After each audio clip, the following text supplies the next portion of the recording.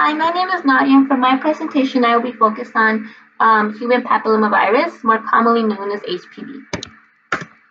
So what exactly is HPV?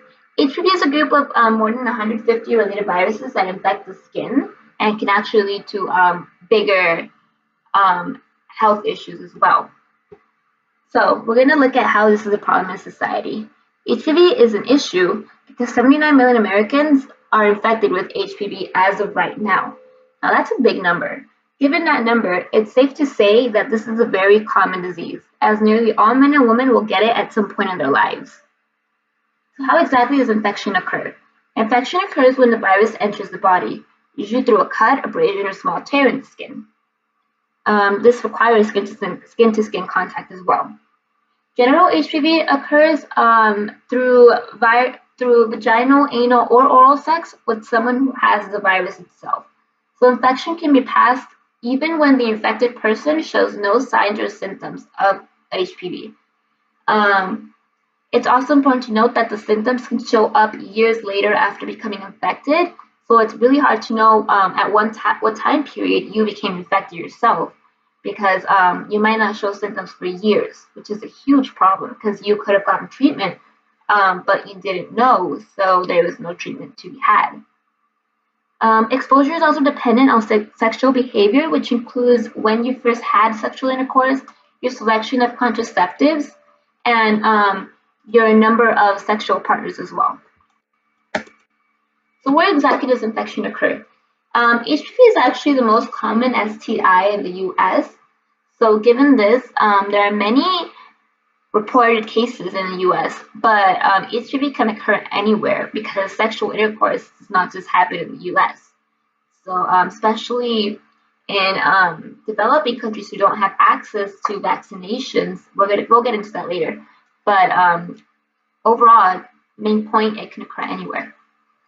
What are the risks for a community with HPV involvement? So in most cases, the virus itself is very harmless, but if it doesn't go away on its own, it can cause major health problems for a community, such as genital warts and cancer.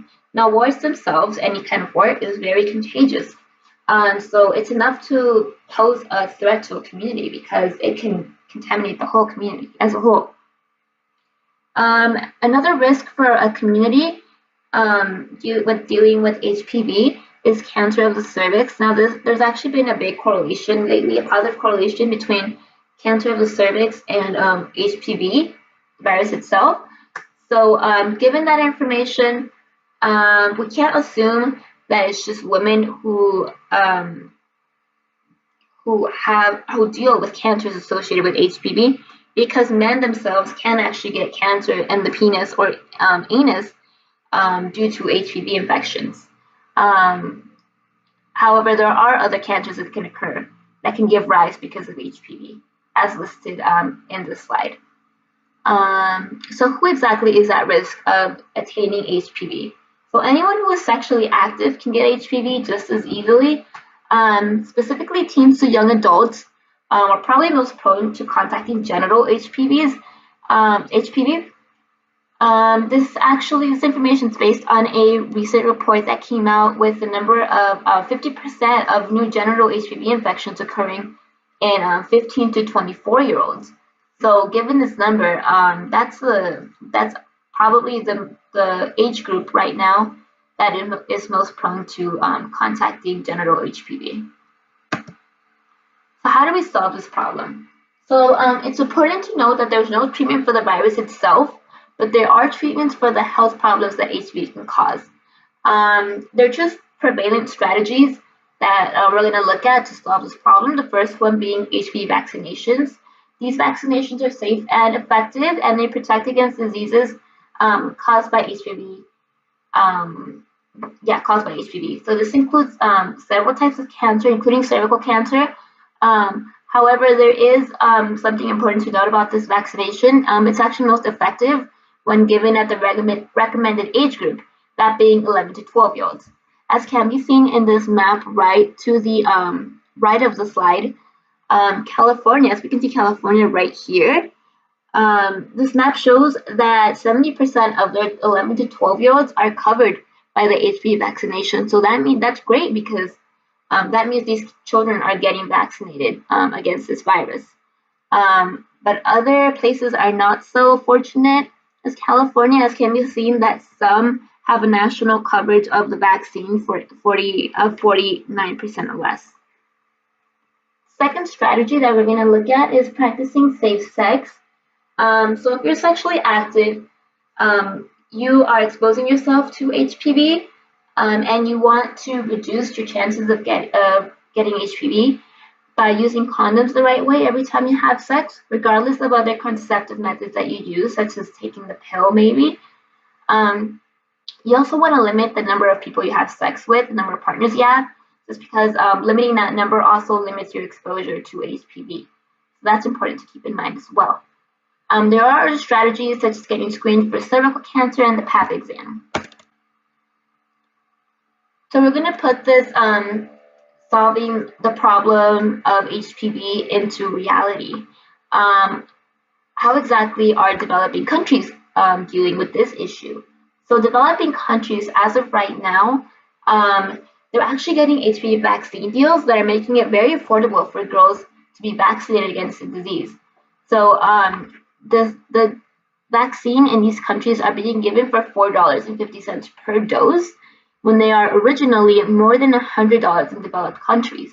So that's a great deal because that makes it very affordable for these girls so that they're protected against this infection, which is amazing. Now we're going to look at Australia. In 2017, last year, Australia actually came out with a new, more effective screening program for cervical cancer. So this replaced their Pap smear that Australian women had to go through, and it looks specifically for the human papilloma virus. So it's only required once a year, and it plans to help reduce cervical cancer rates by at least 20%. So what about prevention in the future? What does literature say we should do? So since there's no treatment for the virus itself, all research points towards treatments for the diseases caused by HPV itself, or prevention methods. So the best way to prevent HPV exposure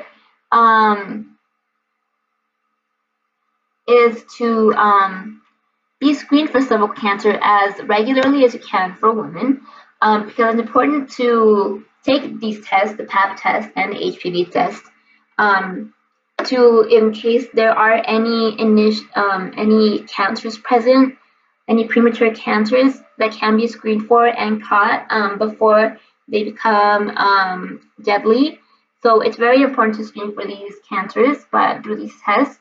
And research also recommends to place a great importance on your sexual behavior.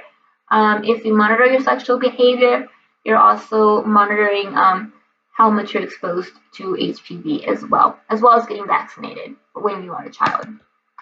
So what's my opinion on these methods? I agree with all these methods. I think it's a smart thing to do. If you're sexually active, to use condoms, limit the number of sexual partners you have. Even you can even abstain from having sex. Not realistic, but it is an option for many people. It's also important to get screened for these specific tests, the Pap test, the HPV test, in case there are any initial signs of cancer present. Lastly, if you're a parent, get your 11 to 12-year-old vaccinated for HPV and reduce their chances of coming into contact with the virus itself.